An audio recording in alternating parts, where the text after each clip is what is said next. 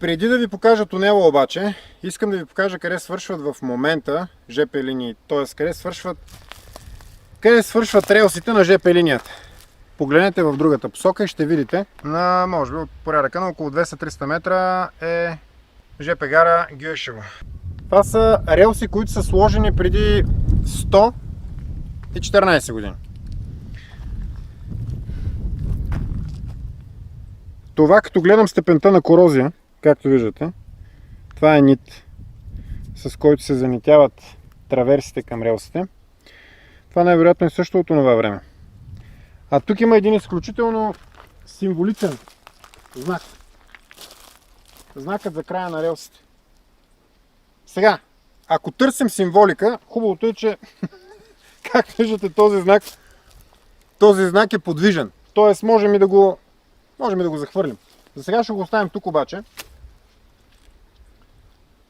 В крайна сметка не трябва да забравяме, че където е текло, пак ще тече. Не, че от тук някога са минавали влакове, но винаги от едната и от друга страна на планината, в чието дебри, в чието подножие се намираме в момента Осогово, са живели само и единствено българи вече повече от 1400 години. И никакви в момента временни конюнктурни проблеми, дори да са на възраст вече повече от 110, даже 114 години, няма да ни отклонят от изпълнението на задачата. Дори и след като ви покажа тунела, към който сега ще ви заведа. Намираме се пред недовършения тунел. Този, който виждате зад мен, стои така. Всъщност той започва да се прави непосредствено преди Първата световна война, когато се прокарва, ако погледнете назад, ще видите всъщност това е изсечения буквално в скалите пролом, който стига до тук. И на това място вече започва да правят тунела. Тунела, голямата част от работата по него е свършена между 1941-44. 41 България освобождава Вардарска Македония. За съжаление не цялата и за съжаление не за постоянно. До 1944 година, сега ще видите какво е свършено.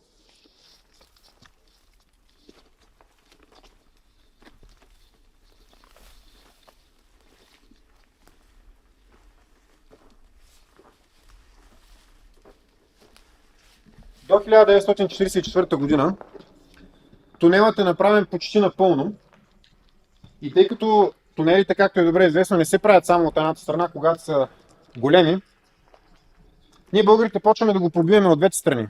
И от страната на Кюстендил, и от страната на Крива Паланка, която сега остава в Македония.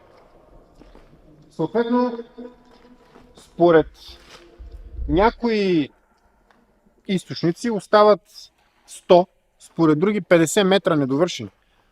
Защото и от другата страна, пак казвам, тунелът е започнат. Това е тунела. Това е пътя на коридор номер 8. Това е пътя, който води за никъде в момента.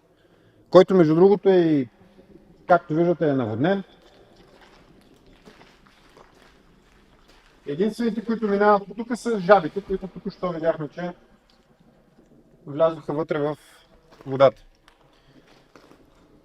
За този тунел българската дипломация, българската икономика, нашата геополитическа мисъл, доколкото имаме, полага усилия вече повече от 115 години. Всъщност, да, защото 1910 година е завършена отсечката Кюстендил-Гюешево, е направена ЖП гарата в Гюешево и всъщност от тогава насам вече 114 години. 114 години нашата държава не може да свърже ЖП линиите в България с ЖП линиите в Македония. Което между другото е много сериозен симптом за провала на нашата дипломация и за провала на нашите, на нашите политици. И от времето на царска България, и от времето на комунистическа България, и от времето на така наречената демократична България, всъщност сегашната американска колония България. Едно от нещата, които ние от Възраждане категорично поеме като ангажимент, е да отворим пътя за никъде. Защото вижте, този коридор номер 8, заедно с пътя, заедно с ЖП линията, защото той не е само единствено ЖП линията. Той е свързан и с изграждането на нова магистрала, която трябва да свързва България с Македония, защото в момента като пътувате от София за Скопие, буквално се движите по път, който е със стандартите на 19 век. Много завой, изключително тесен. Особено в Македония. Ние, ако искаме да имаме бъдеще, трябва да отворим този тунел. Трябва да го пробием до край. Трябва да свържем нашите пътища. Трябва да свържем нашите ЖП мрежи. Трябва да направим така, че да общуваме свободно от двете страни на граница. Защото и от едната и от друга страна на планината Осогово живеят българи. Ето защо, уважаеми сънародници, ви призовавам за пореден път. Няма друга политическа организация в България, която да мисли и която да се ангажира с българските национални интереси. Повярвайте ми, огромната част, не огромната, всички извън Възраждане не знаят в политическите партии на България, не знаят къде се намира това място.